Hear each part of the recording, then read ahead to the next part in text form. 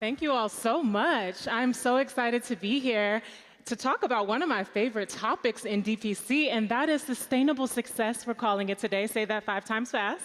And I have the challenge of keeping you excited before lunch. So work with me. We're going to make this a really good time.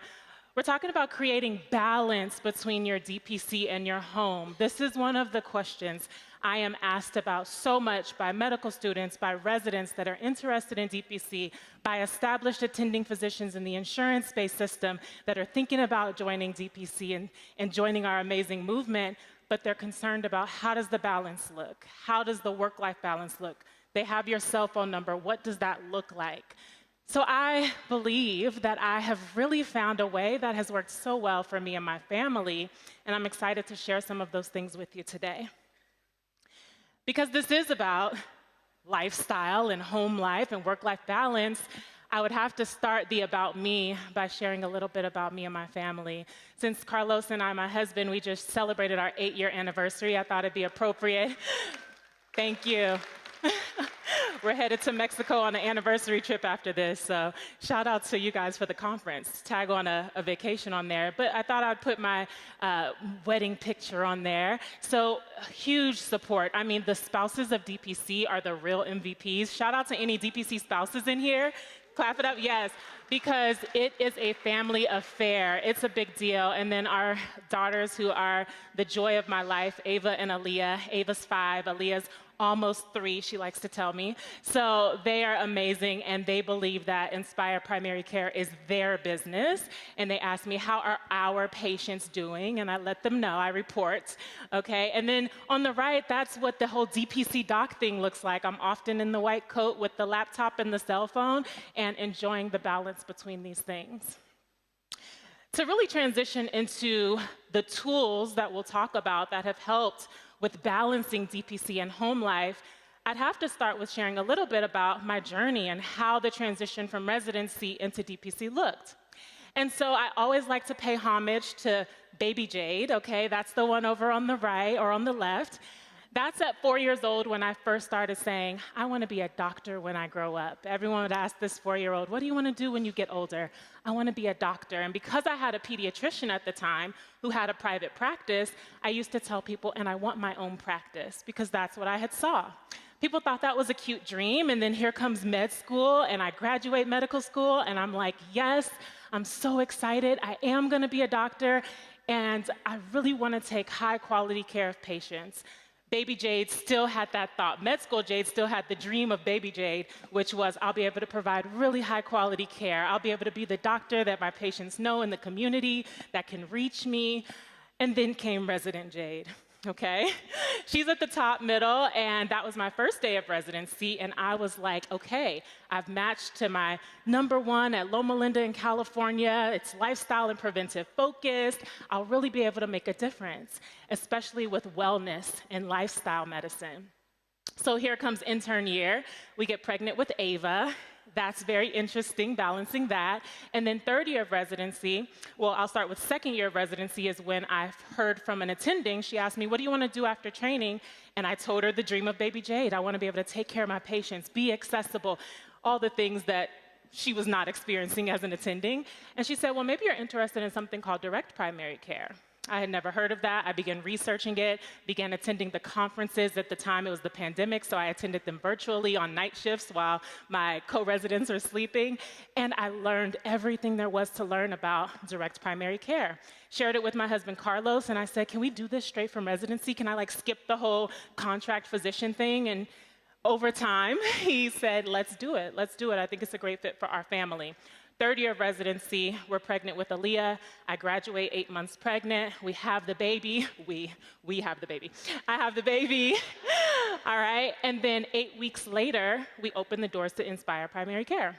So at the top, there's me with the scissors at our ribbon cutting, and Carlos is holding our 8-week-old Aaliyah, and our 2-year-old at the time, Ava, is running around. And what everyone sees now today on the right is Dr. Jade MD on socials, right? Where it's like, wow, you look like you're really enjoying being a doctor and balancing your life. And the things I'll share next is what has helped this actually to be a reality, and that baby Jade's dream is now come true. So DPC has given me several things, okay? DPC has given me joy. DPC has given me autonomy. It's given me balance, and I'm able to prioritize my wellness, which is very important to me. It's given me convenience and freedom and flexibility. So how? So I'm gonna go over 10 tips for creating the DPC practice that you love. Here we go. So number one is verbalizing your values. And this may seem like, okay, well, that doesn't really tell me how to balance DPC, but this is the foundation. We're gonna start with the foundation and then we're gonna build from there.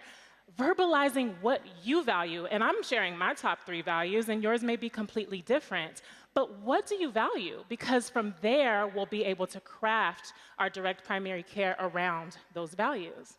So for me, my time with God is the number one thing that's most important to me. If I'm not spending time with God, I'm not my best self. So that's one of my top values. Number 2 is my self-care. I'm one of these crazy docs that thinks it's important to pour into themselves and then serve others from the overflow. So prioritizing my self-care is really important to me. And then my 3rd value is time with my family. If I'm not spending quality time with Carlos and Ava and Aaliyah and the rest of my family, we're a tight-knit family that you see in the picture, then I'm also not my best self. So that's first thing. Number 2 is what is your why? Now, every now and then, I'm gonna make this a little interactive, okay? So raise your hand, have you read the book Start With Why? Has anyone read it? Okay, yeah, I see several hands out there. When I first joined or told people that I wanted to start my entrepreneurship journey and do DPC, several people that were in entrepreneurship told me, oh, you've got to read the book Start With Why by Simon Sinek. And I'm so glad that I did, because it really also laid a groundwork foundation of, why are you doing this? Why aren't you just going to get the employed position? And the why is important as we open the practice and grow the practice, because I have to refer back to the why when there are hard days, because although there's many rainbows and butterflies in DPC, there are hard days.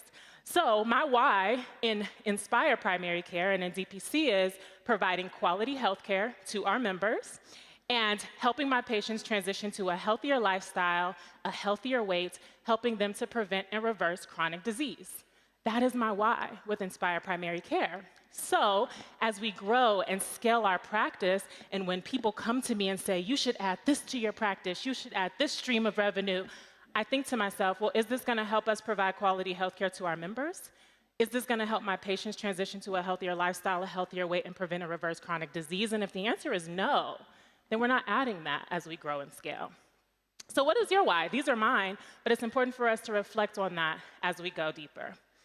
All right, number 3, this I love, and that is applying automations. So the first year of our practice, I did some moonlighting at urgent care while our patient panel grew, and then I ran the practice as a one-woman show. I was truly a micro practice at the time, and many people would ask me, how are you doing all these things being the only doctor, no team, no staff? How is this happening? And I would tell them, me and automations. I've shared some of my top 3 automations that I really love, but at the time I didn't need team, I needed automations. And so some of my favorites, my scheduling through Calendly. I'm not getting anything by mentioning these, but I like to share the actual things that have helped me. So Calendly, I'm not going back and forth. What time do you want to meet? Maybe that works for me. Let me check my schedule. Let me check your schedule. No, here's the link. I've already set all the things, the times that I'm available. Self-schedule when you're ready. So the scheduling was automated. My website had everything automated for enrollment, hence for my billing, which happens to be my EMR, made the practice management automated. Spruce, I love for text, and now that we do have a team working together and sending each other messages through that system, also helps everything flow as a system. Number 4 is strategic outsourcing. I'm gonna sit in this one for a minute because I love outsourcing. There's 2 ways I divide this. First, on the practice side, on the business side, and then second, on the home side. So let's talk about the practice side first. When it comes to outsourcing, there are certain aspects, and with this whole outsourcing idea, it's what things do I need to be 5-star, set, ready to go, top tier, but I don't necessarily want to be the one who does it. I'm gonna pay somebody else who is an expert in that, and that's their zone of genius, to do that for me, okay? So the things I outsourced for the practice, one, I talked about my website. I said when people Google me and go to my website, I needed to look lavish. I needed to look like they are about to be getting the best physician experience they can get. It needs to reflect what they're gonna be getting once they hit that enroll button, okay? So that I outsourced to an amazing website designer. Next was bookkeeper. When tax season came around, I wasn't gonna be trying to figure out QuickBooks. It's great if that's what you wanna do, but I'm talking about the things I needed to outsource. So we got a quality bookkeeper. We outsourced that. And now I've graduated to outsourcing my social media content through our marketing assistant, and that has been so nice to outsource. On the personal side, those things need to be outsourced too, okay, to make things run smoothly. Cleaning, I don't know about you, but there is no better feeling than coming home to a clean house that I didn't clean. Is it just me? Is it just me? Oh, okay. Woo! I'm glad I'm not alone, okay? Because that is something I'm outsourcing, all right? You're not gonna see me dusting and mopping and sweeping. My daughter, okay, my husband Carlos is gonna laugh. She saw a vacuum in the house and she said, oh, that's the thing Daddy uses. Because I'm not doing it, but I need my house to be spick and span, okay? We're outsourcing that. The next thing is meal planning. I happen to love cooking, but what I do not love is, what do you want this week? Do you want salmon? Do you want chicken? Do you want me to saute it? Do you want me to bake it? No, the meal planning is obnoxious for me, but I like to cook. So we outsource. The box come into my house. It gets delivered every Friday. It has the ingredients. I take it out the bag, and I cook it. So we outsource the meal planning. Laundry, okay? It was piling up. It was annoying to fold and put away. So I hired this amazing person called my mom, and I pay her to fold and put away our laundry, okay? So these are things I outsourced, and luckily she's really cheap labor, so I appreciate that too. So outsourcing does not have to mean expensive, okay? So number 5 is profitable pricing. Okay, I'm stepping into it, all right? We're talking about price and DPC. It's gonna be okay. But this is really a topic that I'm not sure why it's so uncomfortable to talk about. We are growing businesses. We are growing, if you're an LLC or an S Corp, et cetera, it's not a 501c3, we're growing businesses. And it's okay to provide really high quality care and also wanna be a profitable business that doesn't require the physician to have so many moonlighting gigs or doesn't allow us to close our doors because we couldn't make a living, okay? So I'm big on profitable pricing. This has to be sustainable. This might be region specific, okay? What we charge in the Midwest may not look the same as on the coast. This may be ideal member dependent, okay? If you are called to serve primarily blue collar workers, that pricing may look different if you're called to serve executives in New York or in LA. And what I've found to be helpful in our practice is having membership tiers. This allows people to have access to our care and then allow us to build more premium access within our memberships on a membership tier. So that's what it's looked like in our practice with our primary care membership or upgrading to our medical weight loss membership. So 6 is methodical marketing. So marketing is a fun topic in DPC. I already met a few docs that were like, I don't want to sell anything. I don't want to talk. I don't want to go on social media. And I get it. But now that I see how lives are transformed by working with us in Inspire Primary Care, I'm just sharing the good news, all right? And if it's for you or someone you know, you'll get it and you'll join. And if it's not for you and you don't mind the 3 to 6 months waits in Las Vegas and having to go to the urgent care and all the other joys of going to an insurance-based practice, then that model is there for you too. You have that freedom to choose. But we're gonna market. Now, I will say, the first year of our business, it was like throwing paint against the wall. We tried this, we tried that, we tried this, we tried that. But then at the end of that year, we looked at the data and we said, okay, what are the top 3 things that we did that actually brought in our ideal members? Now let's dump all the other forms of marketing and go all in on those 3 things. So that's where we're at now. For us, that was social media. About 40% of our practice joined by first following us on Instagram, all right? So shout out to the gram. Social media has been great for us. So we came and we put together a really high quality social media strategy. Number 2 is networking, all right? Strategic networking. You won't see me at every networking event in the community because I've got a 5 and a 3-year-old. However, you will see me in rooms filled with my ideal members or my ideal referral partners. So strategic networking has been really important. And then last has been, of course, that word of mouth. That's where 60% of our members came from, by either a friend or a current member or an employer, and seeing the reviews on Google. I lump all of that into word of mouth, okay? So methodical marketing, very important. Once we get that system, we can really just let it go on autopilot from there. 7, Phil gave a little sneak peek that we'd be chatting about this. I love talking about boundaries. I don't know why some people don't. To me, every healthy relationship requires healthy boundaries. I know what to say to Carlos and what lines not to cross, and vice versa. We have boundaries in our marriage. In my friendships, I have boundaries. With my patients and in our practice, we do as well. So some of our boundaries, my boundaries may look different from your boundaries in your DPC, but some of ours are business hours. People love to say, oh, perfect. Are you 24/7, doc? No, we have business hours, okay? However, we have Monday through Friday, 8 a.m. to 5 p.m. direct physician access. I don't know about you, but that sounds like a whole lot of access to me. So after hours and weekends are for me and my family, all right? So business hours are one of our boundaries. Membership only is one of our boundaries. You may choose to do one-off services, but our boundary at Inspire Primary Care is we are a membership practice. So when people come and they say, well, I just go to the doctor like once a year for my physical, can you just give me the price of that? I let them know you can surely pay for the annual membership if you don't want it to come out monthly, but we are a membership practice, monthly or annual. And that's one of our boundaries. The other one is enforcing our member agreement. We spent lots of time building out a beautiful membership agreement, and so we just refer back to it. When people ask for things that are outside of our boundary, we just refer to the membership agreement. Oh, you left the practice and you want to rejoin? Do you have to pay the re-enrollment fee? Oh yeah, it says it right there on your agreement. We don't have to play around and think about where the boundaries lie. It is crystal clear, and it makes for a really healthy patient-physician relationship.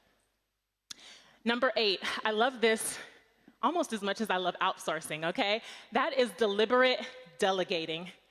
I like to think of myself as Oprah these days, minus the billionaire status so far, and that is you get a task, and you get a task, and you get a task. If you know me and you're close to me, you're probably gonna get a task because I need to delegate. I'm one person and I can't do it all. I think I've transitioned on the spectrum from being the person who thought I had to do everything and it'll only be perfect, it'll only be done right if I do it, all the way to the other side of the spectrum where I'm like, you can do it, I'll show you how, all right? Teach one, what do we say? Teach one, you get it. You know what we say in medicine, yes. I'm gonna show you, then you try, you got it, perfect. And then I oversee from there. So on the practice side, I break this into practice and home as well. On the practice side, I'm delegating to our practice assistant. We have an amazing practice assistant. I have trained her up to basically do every skill in the practice that does not require the physician. When I think of a task in the practice, I say, does this task have to be done by me? Does it have to be done by me? And if the answer is no, then I'm delegating that. We're a team. So all non-physician required tasks in the practice, delegated to our practice assistant. My husband, pray for him, he wears many hats. He is our COO of our practice. He runs the operations side of the practice. So if something falls under the branch of operations, I send that email right over to him. He's processing the payroll. He's making sure our licenses are up to date. He's doing all of the things that are on the operations and tech side of the practice. Delegate that right over there. And then we have our content assisting. I told you the marketing branch is so important, and it became a part-time job to keep up with all the marketing, so we were able to bring onto the team a really high-quality content assisting. So all of the posting and the graphics and the marketing, that's over there in our marketing assistant, all right? So that's on the practice side. On the home side, Love to delegate there too. Again, I told you, pray for my husband, Carlos, so I'm delegating as much as I can to him, and don't worry, he's delegating to me too, we're a team. And then I delegate to my parents. I already told you about laundry, but when we need those date nights, etc., we're delegating some things to them. And in my house, if you can walk and you can talk, you can help, okay? So I am delegating to our children too. And I think it's some great leadership, some skills that they're learning on all the things around the house that they can help mommy do, okay? So we are delegating, and we're doing it deliberately, and that's really helpful. And number 9, we're almost there, we got 10. Number 9 is a structured system. Here we go, back with the participation. Has anybody read this book called What the Heck is EOS? Oh, I got a strong hand raised over there. Couple in the middle. All right. It's important, especially as we grow and scale, to have a really structured system in our practice. A friend of mine who has a very successful company in our community told me, oh, you've got to read this book. It is life-changing. And it has been. There may be others, but the EOS, which is an entrepreneurial operating system, we integrated it into our practice, and it has been a game changer for us. It has really helped things to run like a well-oiled machine. And a part of that was us also creating standardized operating procedures. And so each main procedure or each main role in our business has standard operating procedures. For example, with our practice assistant, she has built out a whole standardized operating procedures with videos, and it's a whole thing. So when we bring on additional in the future, it is a smooth onboarding process, okay? So creating a structured system has also been so important as we make the DPC complement our home. And number 10, this one I love, and that is building the business around your life. Building the business around your life, because although my patients have membership access Monday through Friday, 8 to 5, I am not at the practice Monday through Friday, 8 to 5. I'm able to customize my hours to build it around my lifestyle. So I'm very transparent. In this season, I'm in the clinic Tuesday, Wednesday, Thursday, 10 a.m. to 3 p.m., okay? Those are my clinic hours. On Monday, I like to call it my admin day. We're a homeschooling family with Ava just transitioned into kindergarten, so we're homeschooling her. So I do a mix of admin and answering lab work, of course still answering those texts and emails and things like that, but I'm also homeschooling on that day. On Fridays, I'm a homeschool mom too, which is really fun for me. I got graduated to teach her Spanish, so that's been really fun to help build a curriculum around her homeschooling curriculum. And we're also very involved in ministry. My husband's also a pastor, so we're very involved in our church. I'm very involved with my self-care. I'm getting that workout in the morning. I love fitness. We're a pickleball family, so we're gonna do that a few days a week. I'm dropping the kids to ballet and gymnastics. We're creating memories, and that is really, really important to me, while providing high quality, high access primary care to our members. And that has been so, so rewarding. So I told you at the beginning that DPC has given me joy, autonomy, balance, wellness, convenience, freedom, and flexibility. And the secret sauce to that has been knowing my values and my why, having boundaries and delegating, having systems and automations, having profitable pricing and outsourcing, having strategic marketing, and building the DPC practice around my life.